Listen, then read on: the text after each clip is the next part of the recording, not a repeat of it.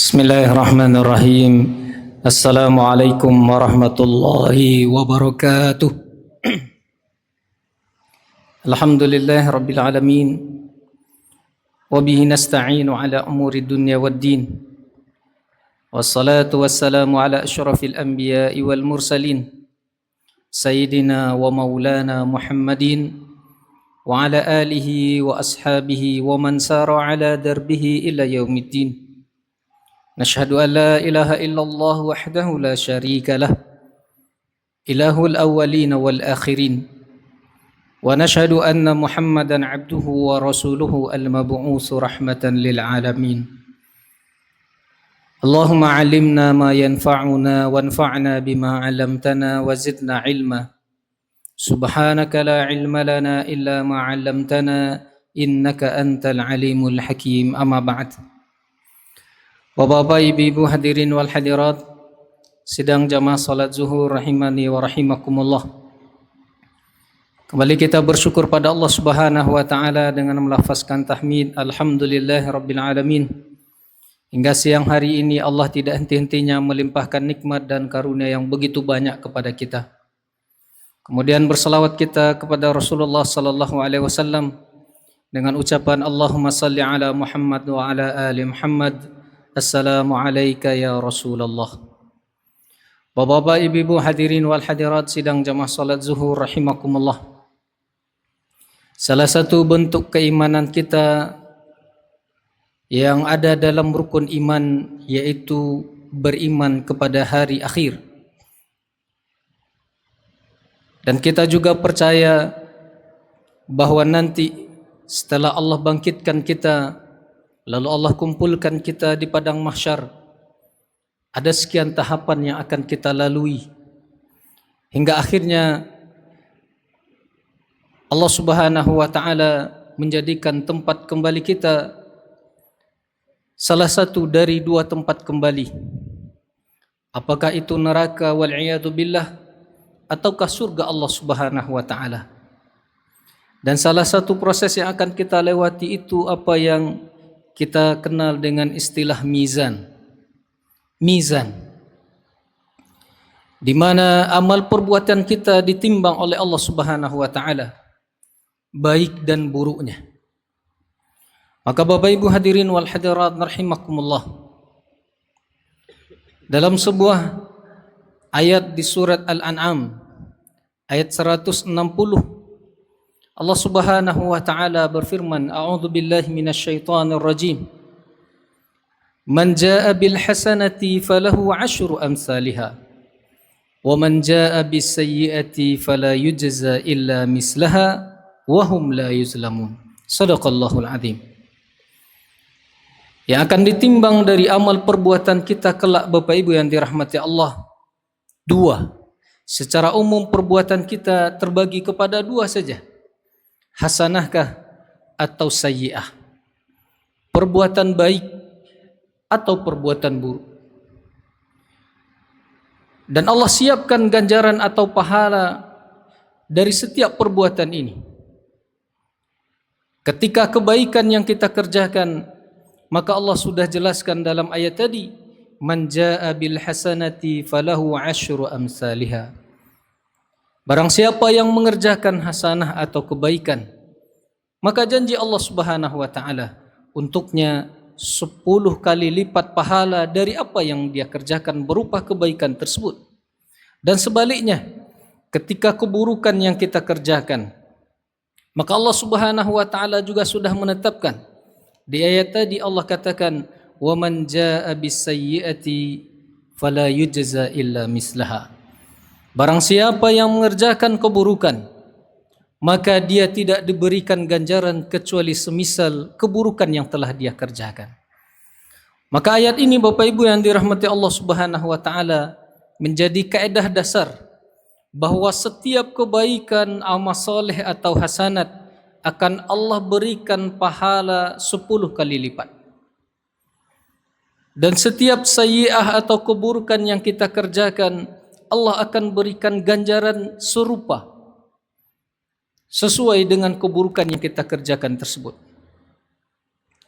Akan tetapi kemudian kalau dikaitkan antara ganjaran dari dua amal perbuatan ini dengan niat yang ada di dalam hati kita, Bapak Ibu yang dirahmati Allah. Maka dalam hadisnya Rasulullah sallallahu alaihi wasallam mengklasifikasikan bahwa ganjaran serta amal perbuatan kita menjadi 4 jenis. Ada 4 klasifikasi ganjaran dari ibadah atau perbuatan dosa yang kita kerjakan ketika dikaitkan dengan niat. Dalam sebuah hadis yang diriwayatkan oleh Imam Bukhari dan Imam Muslim di dalam kitab sahih keduanya, dari Abdullah ibn Abbas radhiyallahu anhuma, beliau mengatakan, an Rasulillah sallallahu alaihi wasallam fima yarwihi an rabbih. Dari Rasulullah sallallahu alaihi wasallam, beliau meriwayatkan dari Rabbnya, yaitu Allah Subhanahu wa taala. Artinya hadis ini adalah hadis qudsi. Kata Rasulullah sallallahu alaihi wasallam, "Innallaha katabal hasanati was sayyi'at, summa bayyana dzalik." Sesungguhnya Allah Subhanahu wa taala telah menetapkan mana yang termasuk hasanat, perbuatan-perbuatan baik, dan mana yang termasuk sayyi'at atau perbuatan-perbuatan buruk. Summa bayyana dzalik. Kemudian Allah telah menjelaskan kepada kita mana saja yang baik dan buruk tersebut, kata Rasulullah. Tentunya di dalam firman-Nya, di dalam ayat-ayatnya, di dalam Al-Quran, serta juga telah dijelaskan oleh Rasulullah sallallahu alaihi wasallam dalam sabda-sabda beliau. Maka kemudian Rasulullah sallallahu alaihi wasallam mengatakan, "Faman hamma bihasanatin falam ya'malha, kataballahu tabaraka wa ta'ala indahu hasanah kamilah." Klasifikasi ganjaran dari amal perbuatan yang pertama, kata beliau, yaitu barang siapa yang berniat berbuat hasanah, berbuat kebaikan, lalu tidak jadi dia kerjakan, maka ganjarannya, kata Rasulullah, Allah tuliskan untuk orang tersebut satu pahala atau satu kebaikan penuh dari apa yang telah dia niatkan. Bapak Ibu hadirin wal hadirat rahimakumullah, niat untuk berbuat baik tapi tidak jadi dikerjakan, dengan catatan kasus atau kondisi seperti ini adalah ketika seseorang sudah berniat untuk berbuat kebaikan tapi kemudian terhalang oleh uzur syar'i. Dan inilah yang disampaikan oleh Rasulullah sallallahu alaihi wasallam dalam sabda beliau yang lain. Ketika berada di Tabuk, salah satu peperangan yang diikuti langsung oleh Rasulullah adalah perang Tabuk. Ketika berada di Tabuk, Rasulullah mengatakan kepada para sahabat, "Inna bil madinati la rijalan masirtum masiran wala qata'tum wadiyan illa syarakukum fi dzalik."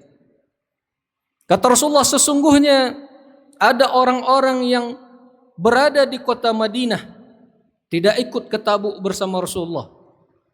Tapi kata beliau, tidaklah sulitnya perjalanan yang kalian tempuh atau lembah yang kalian lalui, melainkan mereka bersyarikat dengan kalian, melainkan mereka juga dapat pahala dari itu semua. Lalu Rasulullah sallallahu alaihi wasallam menjelaskan kenapa mereka juga dapat pahala padahal mereka ada di dalam kota Madinah, tidak keluar bersama Rasulullah ke Tabuk. Maka beliau mengatakan habasahumul udzur. Dalam riwayat yang lain dikatakan habasahumul marad. Mereka berniat berjuang, berjihad, berperang bersama Rasulullah sallallahu alaihi wasallam, cuman mereka terhalang oleh udzur, terhalang oleh sakit, tapi niat mereka tidak berubah sehingga kemudian Allah tetap tuliskan untuk mereka pahala dari apa yang dia niatkan. Maka Bapak Ibu yang dirahmati Allah, pentingnya menghadirkan niat dalam setiap kebaikan dan amal soleh. Kalau seandainya pun kita terhalang oleh udzur, Allah tetap mencatatnya sebagai sebuah kebaikan yang pahalanya penuh. Klasifikasi yang kedua, kata Rasulullah dalam hadis Ibnu Abbas ini, beliau mengatakan, "Wa man hamma biha fa'amilaha kataballahu 'ashara hasanatin ila 700 di'fin ila ad'afin katsirah."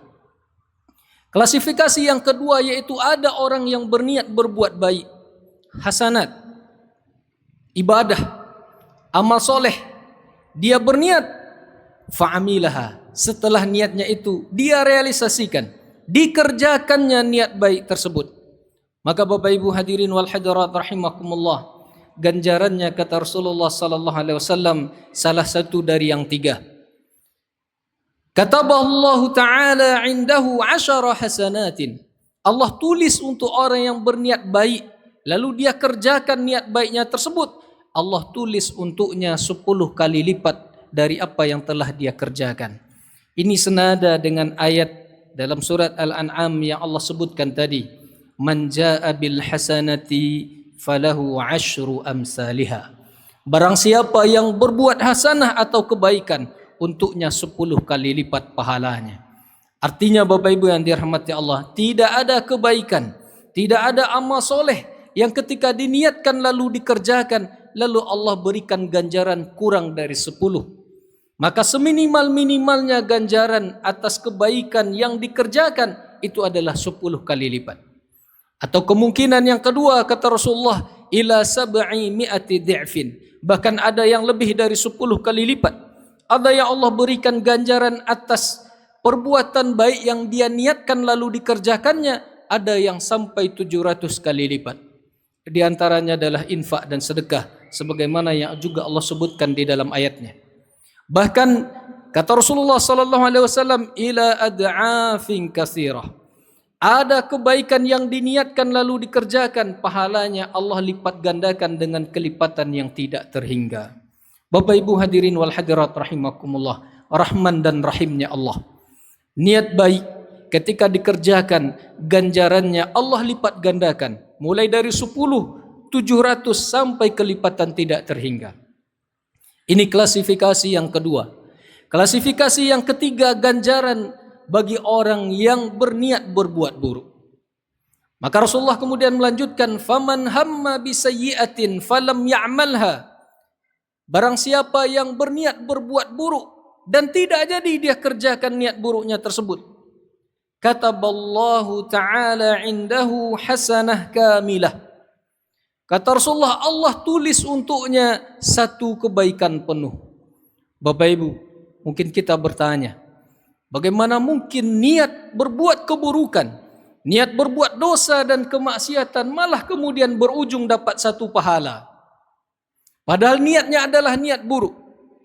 Dan tidak jadi dia kerjakan, malah kemudian yang dia dapatkan adalah pahala kebaikan. Maka dalam tafsirnya Imam Ibnu Katsir terkait dengan ayat 160 surat Al-An'am tadi, beliau menjelaskan bahwa keburukan ketika tidak jadi dikerjakan oleh seseorang, ada 3 kemungkinan sebab kenapa keburukan tersebut tidak jadi dikerjakan, dan 3 kemungkinan balasan atau ganjaran yang akan dia dapatkan. Yang pertama kata beliau, orang berniat buruk lalu tidak jadi dia kerjakan karena takut kepada Allah. Bapak Ibu yang dirahmati Allah, inilah yang disebut oleh Rasulullah dalam hadis Ibnu Abbas tadi.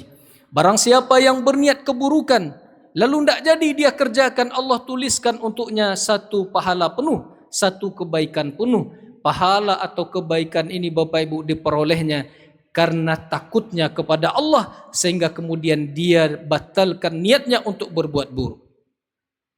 Yang kedua kata Imam Ibnu Katsir, ada orang berniat berbuat buruk lalu tidak jadi dia kerjakan, bukan karena takut kepada Allah, tapi karena lupa. Ketika ada orang berniat berbuat buruk, dosa ataupun maksiat, tidak lama setelah itu lupa dia, tidak jadi dikerjakannya. Kata beliau, kondisi yang kedua ini orang tersebut tidak mendapat pahala, juga tidak mendapat dosa. Tapi ada kondisi yang ketiga. Kata beliau, ada orang berniat berbuat buruk lalu tidak jadi dikerjakan, sama-sama tidak jadi dikerjakan, tapi Allah tulis untuknya dosa penuh seperti apa yang dia niatkan, walaupun tidak jadi dia kerjakan. Inilah yang disampaikan oleh Rasulullah dalam sabda beliau yang lain. Rasulullah mengatakan, idzal taqa al-muslimani bisayfayhima. Jika 2 orang muslim bertemu, kata Rasulullah, berhadap-hadapan, bisayfayhima, dengan pedang masing-masing, dua-duanya membawa senjata tajam, kata Rasulullah, fal qatil wal maqtul finnar. Pembunuh dan yang terbunuh, kata Rasulullah, tempatnya kedua-duanya di neraka. Kemudian para sahabat heran dan mereka kemudian bertanya kepada Rasulullah, "Ya Rasulullah, hadza qatil, fama balul maqtul?" Wahai Rasulullah, ini pembunuh, wajar kalau tempatnya nanti di neraka. Fama balul maqtul? Bagaimana halnya dengan maktul, korban, dia yang terbunuh? Kenapa tempatnya juga di neraka? Rasulullah mengatakan, innahu harisun ala qatli akhi. Sesungguhnya dia walaupun jadi korban yang terbunuh, tapi sesungguhnya niatnya dia juga berniat sangat antusias untuk membunuh saudaranya sesama muslim tadi. Bapak Ibu yang dirahmati Allah, berniat melakukan keburukan walaupun tidak jadi dikerjakan karena tidak ada kesempatan, tidak ada peluang atau tidak ada kemampuan, tapi niat tetap tidak berubah, maka dosa apa yang diniatkan tadi tetap Allah catat, walaupun itu tidak jadi dikerjakan. Ini klasifikasi yang kedua. Berniat melakukan, yang ketiga, berniat melakukan keburukan tapi tidak jadi dikerjakan. Bagaimana kalau seandainya berniat melakukan keburukan dan dikerjakan? Ini adalah klasifikasi yang keempat. Rasulullah mengatakan, waman hamma biha. Barang siapa yang berniat melakukan keburukan, dosa atau kemaksiatan, fa'amilaha, lalu dia kerjakan niat buruknya itu, maka kataballahu indahu sayyi'atan wahidah. Allah hanya tulis untuk orang yang berniat berbuat buruk tersebut, lalu dia kerjakan keburukan itu, Allah hanya tulis untuknya satu keburukan saja. Bandingkan Bapak Ibu dengan kebaikan yang diniatkan lalu dilaksanakan atau diamalkan, ganjarannya mulai dari 10 kali lipat, 700 bahkan kelipatan tidak terhingga. Tapi begitu dengan dosa, Allah tidak pernah melipat gandakannya. Kita berbuat satu keburukan, Allah tulis satu saja. Bahkan dalam riwayat Imam Muslim, ada peluang berikutnya lagi. Au mahaha. Ada orang yang berniat melakukan keburukan, lalu dia kerjakan keburukan tersebut, Allah tulis dalam catatan amal orang tersebut dosa dari satu keburukan, lalu kalau seandainya dia bertaubat setelah itu, yang Allah tulis satu tadi juga Allah hapus setelah itu. Bapak Ibu yang dirahmati Allah, inilah 4 klasifikasi ganjaran dari setiap perbuatan yang kita kerjakan, kebaikan atau keburukan, serta kaitannya dengan niat. Maka mari senantiasa kita menghadirkan niat untuk senantiasa berbuat kebaikan, berbuat amal soleh lillahi ta'ala, dan semaksimal mungkin kita jauhkan niat-niat untuk berbuat buruk. Dan semoga Allah Subhanahu wa taala mengampuni segala keburukan, mengampuni segala kekhilafan dan dosa yang kita kerjakan. Demikian Bapak Ibu yang dirahmati Allah, mudah-mudahan bermanfaat. Billahi taufik wal hidayah. Wassalamualaikum warahmatullahi wabarakatuh.